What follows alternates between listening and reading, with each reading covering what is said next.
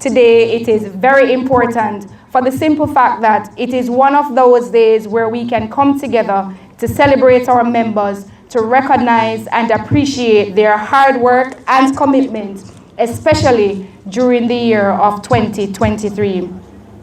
It is due to the hard work and commitment of our members why we were able to see an overall reduction in serious and major crimes in 2022 when we compare it to 2023. If you actually look back as far as 2019, where we had 69 murders being committed in that year, and then look at the year 2022 and 2023, where we had 59 murders committed for each year, this is a testament of some of the hard work and the consistent work of the members of the St. Andrew North Division for over the last 5 years.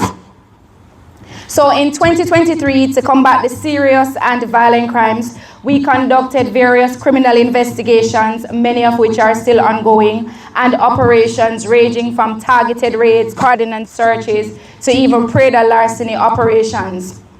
Over 26,300 operational activities were done in the year 2022, and over 34,800 operational activities were done last year, which is a great increase. We also saw major successes when it came to the recovery and seizure of illegal firearms and ammunition in the year 2023.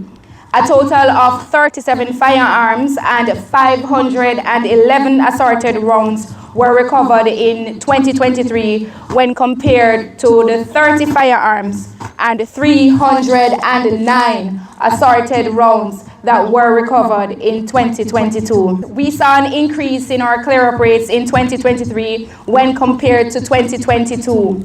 In fact, in 2023, the clear-up rate for murders was 64.4%, which is above the average that the JCF set for us as targets.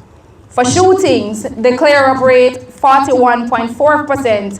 For rape, we achieved a clear-up rate of 58.3%.